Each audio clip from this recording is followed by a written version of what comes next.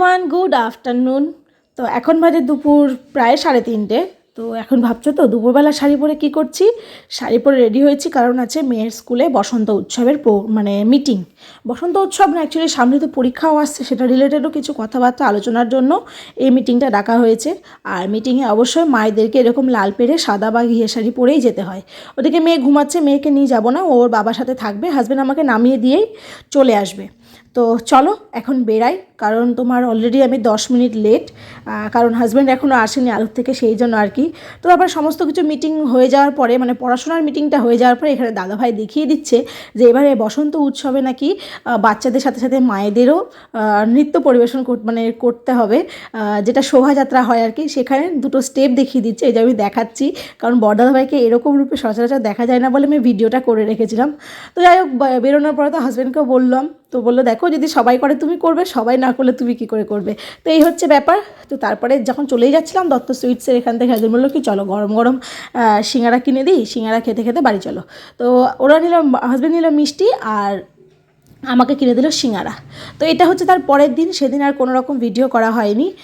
সকাল এখন বাজে 6:30, মেয়েকে নিয়ে যাচ্ছি স্কুলে। আর হাসছি তার কারণ মেয়ে একটা কথা বলছিল, তো সেই কথাটার জন্যই আর কি হাসছিলাম। আর সোয়েটার টোয়েটার ওকে কিছু পরাইনি, ভেতরে একটা ফুল স্লিভ গেঞ্জি পরিয়ে দিয়েছি, কারণ তোমার গরমটা পড়ে গেছে।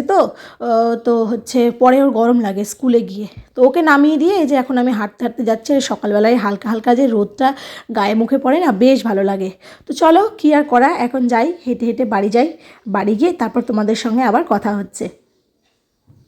মেয়েকে তো স্কুলে রেখে হাঁটতে হাঁটতে বাড়ি চলে এসেছিলাম, তো সেই অবধি দেখিয়েছি তোমাদেরকে ভিডিওতে। তারপরে তো বাড়ির যে সমস্ত কাজকর্মগুলো থাকে আর কি, সেগুলো করেছি। করার পরে নিজের কিছু কাজকর্ম, যেমন ধরো ভিডিও এডিটিংয়ের কিছু কাজ থাকে, তারপরে আমার ছোট্ট একটা বিজনেস আছে অনলাইনে, তো সেটার যে সমস্ত রিপ্লাই দেওয়ার থাকে সেইগুলো, বা কোনো অর্ডার থাকলে সেগুলো দেখা। তো সেই সমস্ত সব কিছু করে এখন বাজে প্রায় 9টা, 9:30 বাজতে গেছে।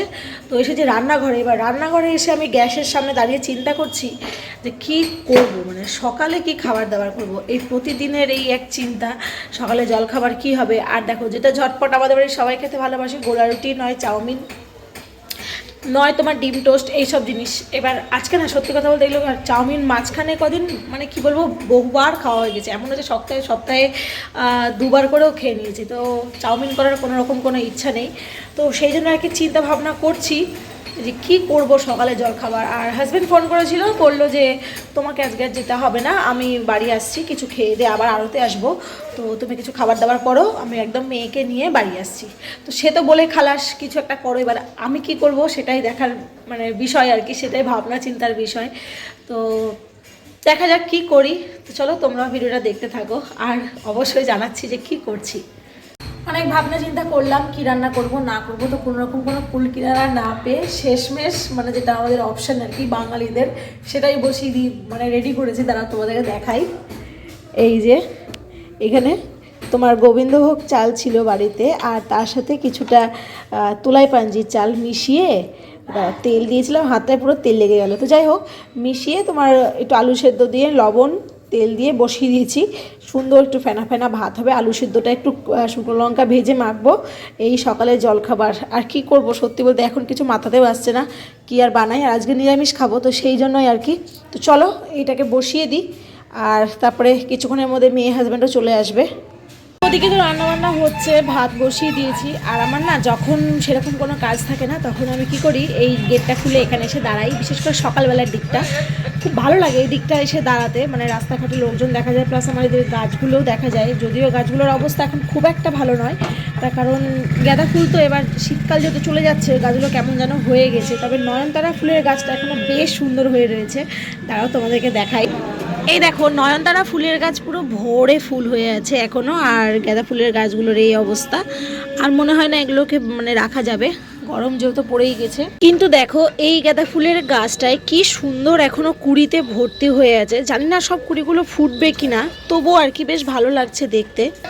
আর এইদিকে এই নিম পাতা দেখো বেচারাদের কি অবস্থা হয়েছে, সব পাতা ঝরে গিয়েছিল, তো নতুন করে আবার এইখানে দেখো নতুন করে সব পাতা এসেছে, মনে হয় নিচের দিকেও আসবে যতদূর সম্ভব।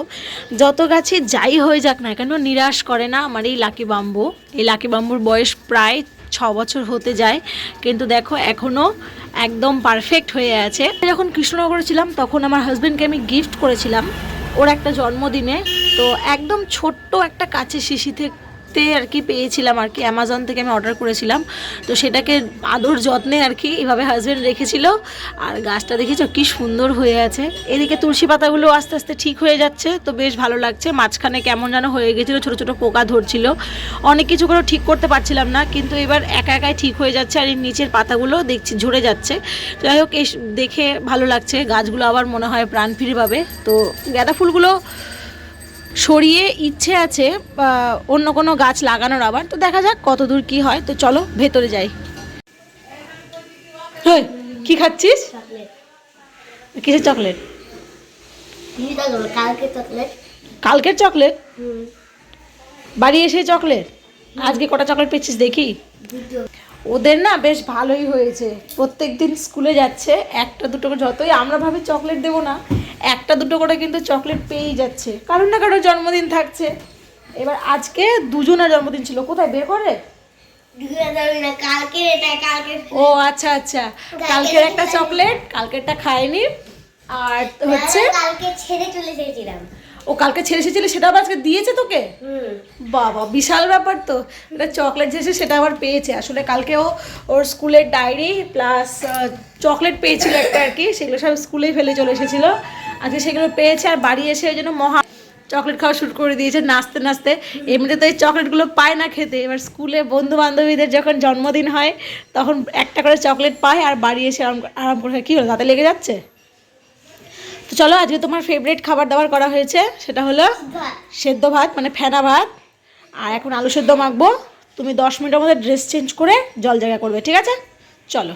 এই তো বাবা মেয়ে দুজনে ফ্রেশ হয়ে গিয়েছে, আর একটু স্যালাডও কেটে নিয়েছিলাম। এবার 3 জনে খাওয়া দাওয়া করব। তো চলো, আজকে ভিডিওটা এই পর্যন্তই রাখছি। সবাই খুব ভালো থেকো, সুস্থ থেকো। ভিডিওটা কেমন লাগলো অবশ্যই জানিও।